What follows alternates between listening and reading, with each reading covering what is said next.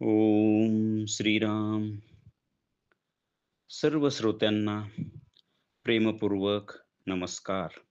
श्रोते हो, स्वामी विद्यानंद यांच्या भावार्थ रामायण संक्षिप्त या ग्रंथाच्या आधारे निर्माण झालेला मला भावलेले भावार्थ रामायण अर्थात आत्मपरायण हा ग्रंथ आपण पाहत आहोत. आज बालकांडातील अध्याय 14वा, अहिल्योद्धार. राजा जनकाचे आमंत्रण. अहिल्या कथा. ओम श्रीराम. एके दिवशी राजा जनकाकडून आमंत्रण येते. तेव्हा मग विश्वामित्रासहित श्रीराम व लक्ष्मण जनक नगरीकडे प्रयाण करतात. पुढे वाटेमध्ये त्यांना जनहीन वृक्षहीन असा आश्रम लागतो. तेव्हा श्रीराम व लक्ष्मण विचारतात की हा आश्रम कोणाचा आहे व तो असा उजाड का झाला आहे. तेव्हा विश्वामित्र त्यांना अहिल्या गौतमांची कथा सांगतात. एका पर्वकाली गौतम ऋषी गंगा तीरावर अनुष्ठानाला गेले असताना इंद्र कामवासनेने प्रेरित होऊन कपटाने अहिल्येशी रत होतो. हे पाहून गौतम ऋषी कोपाविष्ट होतात व अहिल्येस शिळा होऊन पडशील असा शाप देतात व इंद्रास भगांकित होशील असा शाप देतात. खरे तर अहिल्या ही पतिव्रता असते, परंतु थोड्याशा बेसावधपणामुळे इंद्राची कपटी कामवासना व गौतमाचा क्रोध यांना ती बळी पडते व शिला होऊन पडते. आता आपण साधकाच्या दृष्टीने पाहू. साधक जीवनात सुद्धा असाच एक टप्पा येतो, तो म्हणजे नैराश्य होय. आणि तोही अकस्मात येतो. अशा वेळी कशातच रस राहत नाही. औदासिन्य येते. काहीही करावेसे वाटत नाही. साधना सुद्धा करावीशी वाटत नाही. परमार्थ व प्रपंच या दोन्ही ठिकाणी उदासीनता येते. अशा वेळी आपले चैतन्य जणू जडवत शिलावत झालेले असते. हीच ती अहिल्येची अवस्था. आणि अशा वेळी साधकाला खूपच सावध राहावे लागते. थोडा सुद्धा बेसावधपणा आला तर शळरिपुंनी हल्ला केलाच समजा. त्यातही काम आणि क्रोध हे महाभयंकर असतात. म्हणून तर ज्ञानेश्वर महाराज काम आणि क्रोधाला अध्यात्म मार्गीचे मांग असे म्हणतात. ते जातीवाचक या अर्थाने नव्हे, तर हे दोघे दया माया न दाखवता अध्यात्म मार्गाची अक्षरशः राख रांगोळी करून टाकतात. या अर्थाने ते मांग आहेत असे ज्ञानेश्वर महाराज म्हणतात. ते साधकाचे अध्यात्म जीवन उद्ध्वस्त करून टाकतात व त्याला जड शिलावत करतात.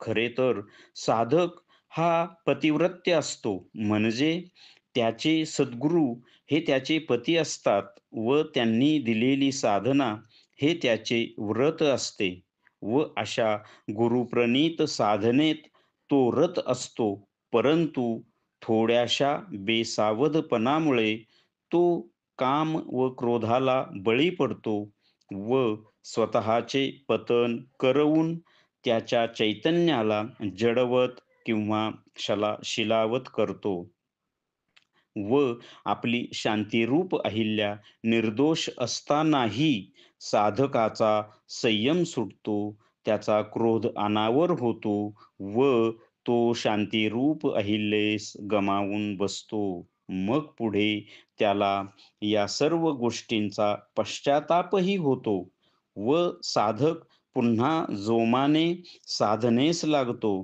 कालांतराने पुढे गुरुबोध होतो, गुरुकृपा होते व ती अहिल्यारूप शांती पुन्हा प्राप्त होते. परंतु यामध्ये खूप मोठा कालावधी जातो. म्हणून साधकाला या षडरिपूपासून खूप सावध राहावे लागते. परंतु इथे सोबत प्रारब्ध असते.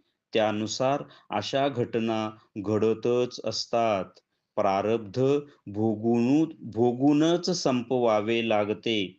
तेव्हाच खऱ्या अर्थाने ती शांती स्थिर होते आणि तेही गुरुकृपेनेच होते. आता या अध्यायाचे सार पाहिले तर इथे कथेमध्ये इंद्र कपटाने गौतम ऋषींचे रूप धारण करून अहिल्येशी रत होतो. इथे अहिल्येचा काहीही दोष नसतो. तरीही तिला गौतम ऋषींच्या क्रोधास बळी पडावे लागते व ती शिला होऊन पडते.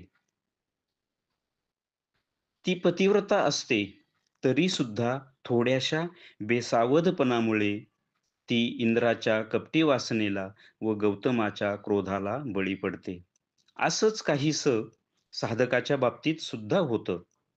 साधकाच्या जीवनामध्ये अचानकपणे नैराश्य येते व ते अकस्मात येते आणि हे केव्हा येते? जेव्हा साधक आपल्या साधनेत रत असतो, चांगल्या उच्च स्तरावरील अनुभव घेत असतो, तेव्हा हे ज्या षडरिपू आहेत, काम, क्रोध, लोभ, मोह, मद, मत्सर हे दबा धरून बसलेले असतात व हे सर्व अंतरंगामध्येच असते.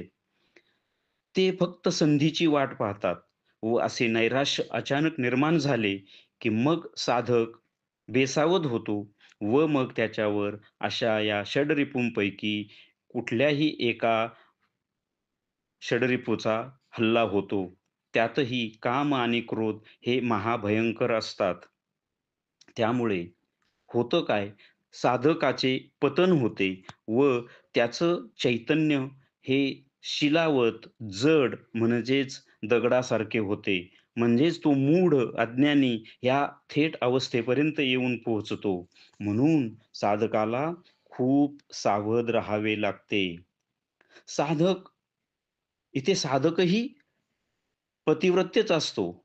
पतिव्रत्य म्हणजे सद्गुरूंनी त्याला जी साधना दिलेली असते, ते त्याचे व्रत असते व सद्गुरू हे त्याचे पती असतात. तो आपल्या सद्गुरूशी प्रामाणिक असतो, परंतु थोडासा बेसावधपणा इतक्या खालच्या स्तरापर्यंत साधकाला घेऊन येऊ शकतो व त्यामुळं होतं काय, त्याच्या ठिकाणी जी शांती निर्माण व्हायला लागलेली असते, ती शांती परमशांतीमध्ये परावर्तित व्हायला लागलेली असते. ती शांती निघून जाते. म्हणजेच तो आपल्या शांतीरूप अहिल्येला गमावून बसतो. म्हणून साधकाने नेहमी खूप सावध राहावे लागते. परंतु तरीही इथे अतिशय एक महत्त्वाची गोष्ट अशी आहे, की साधक साधना करत असतो. सद्गुरूंची कृपा असते.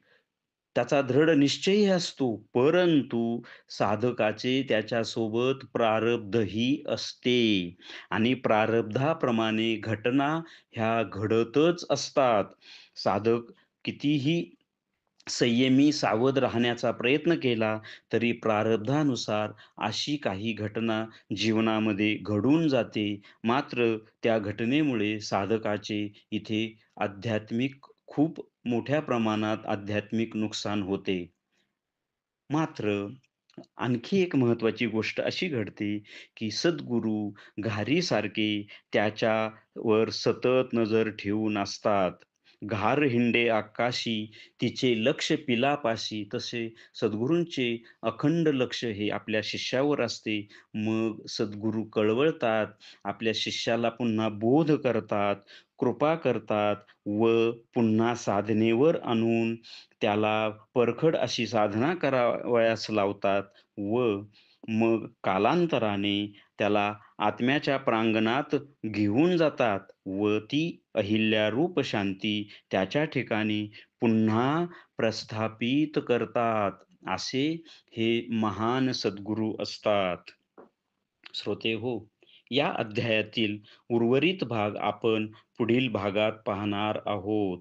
श्रीरामार्पणमस्तु. हरि ओम तत्सत. ब्रह्मार्पणमस्तु.